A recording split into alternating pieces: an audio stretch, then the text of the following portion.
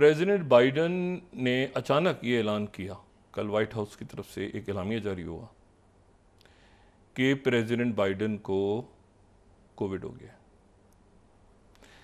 अच्छा, ये white house का जो एलामिया है, जो फर्स्ट स्लाइड अगर हम दिखा सकें तो ये प्रेस सेक्रेटरी ने उनके जारी किया और बहुत कमज़ोर नज़र आए उसमें प्रेसिडेंट बाइडन, जो एयरफोर्स वन पे जब ये जा रहे थे, एक लास वेगास में शायद तकरीब थी जो इन्होंने कैंसिल की, और उसके बाद ये खबर आई कि इनको कोविड हो गया दोबारा। और उसमें फिर ये जो तस्वीर इनकी नज़र आई उस वक्त शायद, क्योंकि डिस्टेंस और वो रखा हुआ है इन्होंने प्रॉपर, लेकिन कमज़ोरी से ये चढ़ते नज़र आए। अच्छा, उसके बाद जो वाइट हाउस के एलामिया जारी हुआ है, स्टेटमेंट उनका आया है सामने, तो उसमें स्टेटमेंट में ये है कि following the first Las Vegas में प्रेसिडेंट बाइडन को कोविड हुआ, वैक्सीनेटेड हैं वो, बूस्टेड भी हैं, and he is experiencing mild symptoms. अच्छा, ये डेलीवर चले जाएंगे, वहाँ पर वो सेल्फ आइसोलेशन में जाएंगे, वाइट हाउस नहीं आएंगे, ये इंपॉर्टेंट बात है, अपनी जो इनकी जो रेजिडेंस जो दूसरी है। अच्छा, he felt okay for his first event of the day, लेकिन वो अच्छा महसूस नहीं कर रहे थे, तो केयर टेस्टिंग हुई कोविड-19 की और उसके बाद रिजल्ट पॉजिटिव आ गए। अच्छा, अब इसमें जो इशू है वो ये है कि ये प्रेसिडेंट बाइडन को जो उनका यानी सिम्टम्स माइल्ड हैं, टेम्परेचर और वो सारा बता रहे हैं। पेग्जोलविड जो है ये एंटी वायरल टैबलेट फाइज़र वाले बना रहे हैं, और ये जो है अब ये प्रेसिडेंट बाइडन ने इसकी पहली डोज ली। अच्छा, जो इशू है वो ये है कि प्रेसिडेंट बाइडन को कोई क्रॉनिक इलनेस नहीं है ऑन रिकॉर्ड, सवाए कि एक आध दफ़ा इनको कोई एट्रियल फिब्रिलेशन या और कोई ऐसे मामला हुए हैं, लेकिन कोई क्रॉनिक इनको डिजीज़ नहीं है। लेकिन इनके साथ दो इश्यूज़ हैं जो इनको हाई रिस्क पेशेंट बनाते हैं इस वक्त कोविड का। पहली तो इनकी एज है 81, और दूसरा जो इशू है वो ये है कि इनको तीसरी दफ़ा कोविड हुआ है। ये तीसरा कोविड है जो इनको हुआ है, और यूजुअली होता ये है कि ये फिर वो जो, मैं उसमें नहीं जाना चाह रहा, लेकिन जो लॉन्ग कोविड जो एक फिनोमेना उसमें आप चले जाते हैं, तो ये तीसरा कोविड है। वैक्सीनेशन और बूस्टर डोजेस के बावजूद इन्होंने वैक्सीनेट हुए, फिर बूस्टर डोजेज लगवाई, फिर उसके बाद ये तीसरी दफ़ा कोविड इनको हुआ है। तो हमारी तरफ से नेक तमन्नाएं कि इनकी सेहत जल्दी अच्छी हो, ये वापस अपनी। अच्छा, वहाँ से फिर स्टेटमेंट में ये भी है कि वाइट हाउस से ही परफॉर्म करेंगे अपनी ड्यूटीज़। तो पाकिस्तान की तरफ से गई हैं उनके लिए विशेस, और हमारी तरफ से भी कि ये सेहतियाब हों, लेकिन इससे बुरा कोई टाइम नहीं हो सकता था कि इनको पूरी जो एक आलमी बसात है वो हिल गई है, क्योंकि बज़ाहिर ऐसा लग रहा है कि बिल्कुल वॉक ओवर है ये अब फॉर्मर प्रेसिडेंट ट्रंप के लिए। और इसी दौरान ये खबरें कंफर्म होना शुरू हुई कि जी नैन्सी पेलोसी जो है उन्होंने मुलाकात की थी बीमार होने से पहले, नैन्सी पेलोसी ने भी की थी, और उसके बाद जो सेनेट के अंदर मेजॉरिटी उनके लीडर हैं हकीम जेफरसी, उन्होंने की।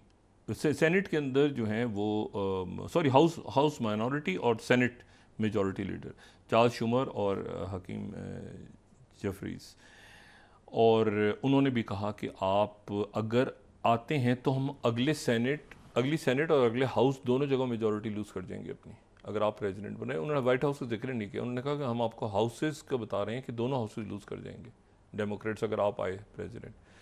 नैन्सी पेलोसी भी उन्होंने भी बात की। तो अब ये चूँकि जाहिर है कि इसमें अब वो चेंज हो गया पुराना वाला ना, मुझे नहीं पता पीसीआर वगैरह टेस्ट तो यकीनन आ गया होगा, लेकिन मुझे नहीं पता कि डॉक्टर्स क्या सजेस्ट करते हैं कि वो 5 दिन के लिए सजेस्ट करते हैं या इससे लंबा सजेस्ट करते हैं, लेकिन ये है कि वो जाहिर है कि इनको रेस्ट चाहिए होगा, क्योंकि तीसरा कोविड जो है ये एक प्रॉब्लम है, ख़ास तौर पे जब वैक्सीनेटेड हों और आपको बूस्टर्स लगे।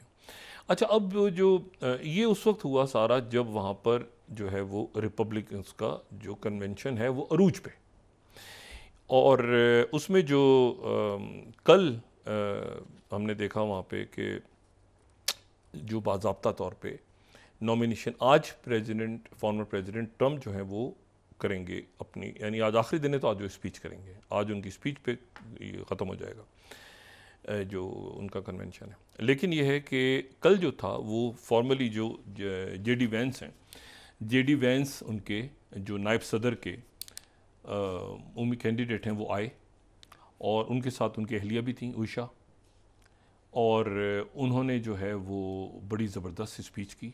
उनकी अहलिया ने भी बड़ी ज़बरदस्त स्पीच की। उषा जो है ये दोनों येल से पढ़े हुए हैं, हमने पहले भी बात की थी, और ये जो हैं ये दोनों लॉयर्स रहे, और फिर उसके बाद ये इनकी किताब और इनकी पूरी जो बैकग्राउंड इन्होंने पूरा दोहराया। इन्होंने कहा कि वो जो इलाके हैं उनको दोबारा मैं लाऊंगा मेन स्ट्रीम में, और उनके वहाँ पर गुर्बत है, और ये मैं कभी नहीं भूलूंगा अपनी रूट्स का। इन्होंने बताया कि वो जो जहाँ से बैकग्राउंड है, स्कूल में क्या हुआ, आगे किस तरह से, मतलब अपनी लाइफ को उन्होंने पूरा, और साथ ही फिर वो उन्होंने कहा कि मैं एक्सेप्ट करता हूँ और डोनाल्ड ट्रंप के साथ हूँ, मामला ठीक हो। अच्छा, उसके बाद इशू ये है कि अच्छा उनकी एहलिया ने भी कहा कि मेरे शौहर बड़े, ये असल में अपील होता है ना फैमिली के लिए, तो ये वो सारा डोनाल्ड ट्रंप की जो ग्रैंड डॉटर हैं वो भी आ गई, और वो, लेकिन इसमें इंपॉर्टेंट बात ये हुई कि मैं उसको देख रहा था इनकी स्पीचेस को, तो उसमें इनकी जो वाइफ हैं वो, उन्होंने एक बात बड़ी ने कहा कि जी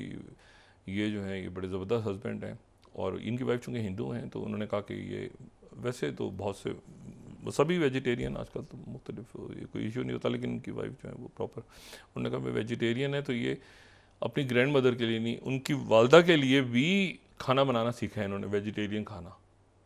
तो एक फैमिली का जो है वो एक इम्प्रेशन हमेशा इस तरह की कंपेन में दिया जाता है।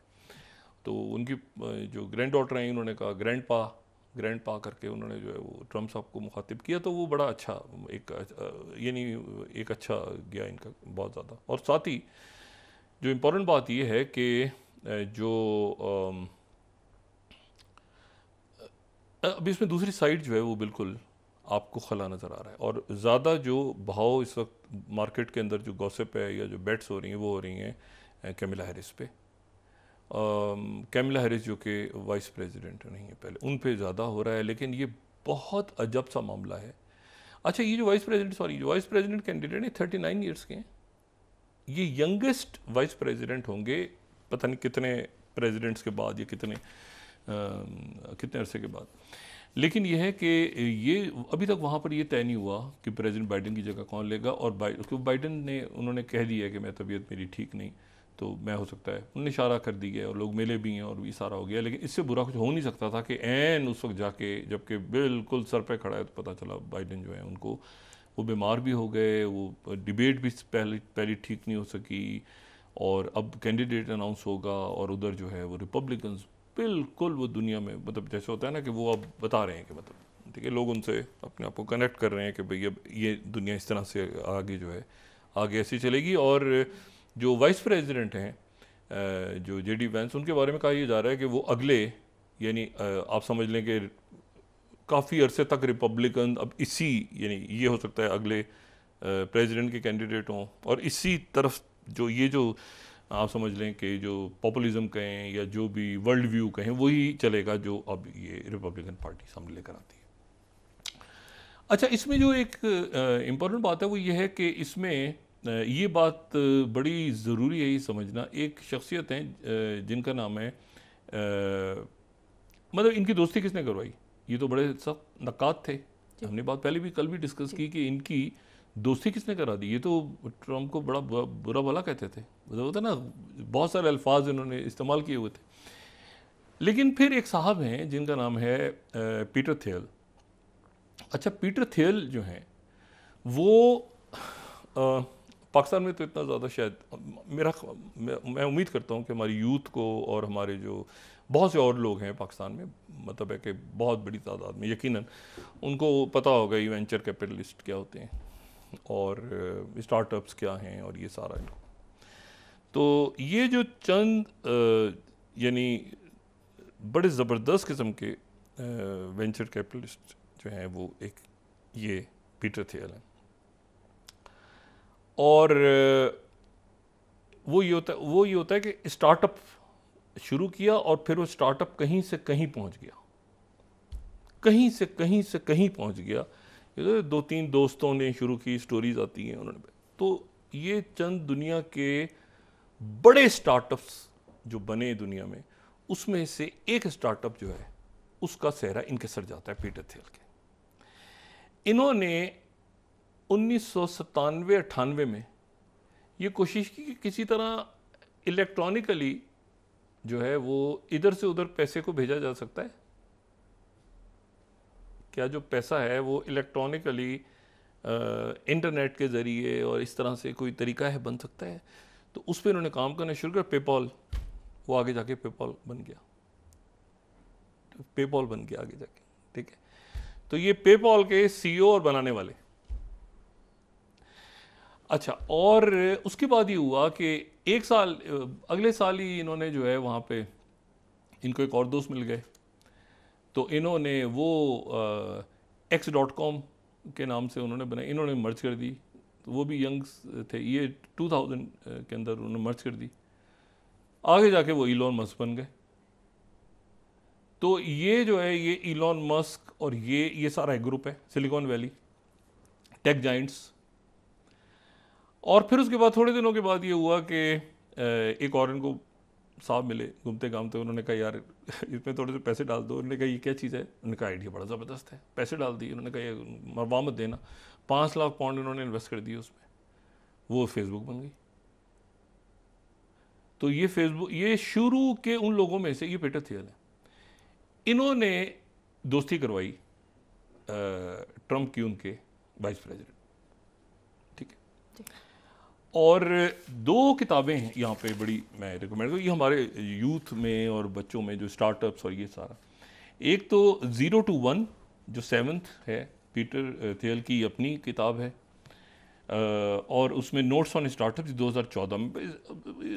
दुनिया काफ़ी बदली है इसमें, लेकिन स्टिल ये इसमें बहुत कुछ है। 0 to 1 notes on startups and how to build a future, ठीक है। ये जो है एक किताब है इनकी, और दूसरी इनकी लाइफ के ऊपर लिखी गई है, ठीक है। Peter Thiel life and times और founder of PayPal and board member of Facebook and author of 0 to 1 notes on startups and how to build. ये 2019 में आई, एक 2014 में आई। अच्छा, अब ये जो है इन्होंने जो है ये जो बहुत करीब रहे डोनाल्ड ट्रंप के, ये थ्रू आउट, यानी अभी नहीं, ये पहले टर्म में भी बहुत करीब थे उनके। एक ज़माने में बात हो रही थी कि शायद ये कोई वाइट हाउस में कहीं बड़ी जगह सर्व भी करेंगे, लेकिन ये जो है इन्होंने जो है ये येल गए स्पीच करने के लिए। उस वक्त वो स्टूडेंट के तौर पे वहाँ पढ़ रहे थे, डीजे वैंस। उन्होंने वहाँ पे एक ब्लॉग लिखा कि मैं बड़ा मुतासिर हुआ स्पीच सुन के कि आगे जाके इंसान इस तरह बनता है और इस तरह तरक्की करता है, ये करता है, वो करता है, जैसे होते हैं यंग। इन्होंने लिखा, वो जो वहाँ पर आए हुए थे स्पीकर, वो मुतासिर हो गए इनसे। उन्होंने जनाब इनको फिर अपने मुख्तलिफ जो आगे वेंचर्स चले उसके अंदर इनको शामिल कर लिया और इनको प्रॉपर सपोर्ट किया। फिर सिलिकॉन वैली, फिर बाकी जगहों पे कि कैसे आगे चलते हैं, कैसे चलते हैं। फिर पॉलिटिक्स में, सेनेट के अंदर जब इन्होंने आना था तो वहाँ पर भी इनको फंडिंग की, फिर सारा कुछ कर करा के तो वाइस प्रेसिडेंट। तो यानी आप समझे कि वो जो टेक जाइंट्स हैं वो सिलिकॉन वैली के और तमाम वो सारे इस वक्त सपोर्ट कर रहे हैं, इलॉन मस्क समेत। क्योंकि आपको याद होगा कि शायद वो जब ट्विटर अकाउंट ख़त्म हुआ था डोनाल्ड ट्रंप का, तो उसके ऊपर इलॉन मस्क ने बड़ा शदीद एहतजाज किया था ये वो सारा। तो वो सारा जो ग्रुप है वो इनके इस वक्त डोनाल्ड ट्रंप के पास पहुंच गया, सिलिकॉन वैली। अच्छा, लेकिन अभी तक जो एक जुमला अदा किया था डोनाल्ड ट्रंप ने ताइवान के बारे में, वो उसके और उसका भाव गिरता ही जा रहा है, क्योंकि वजाहत किसी ने नहीं की उसकी, तो वो गिरता ही जा रहा है। वो गिरते हुए वो जो सेमीकंडक्टर की कॉरपोरेशन है उसको गिरता ही जा रहा है।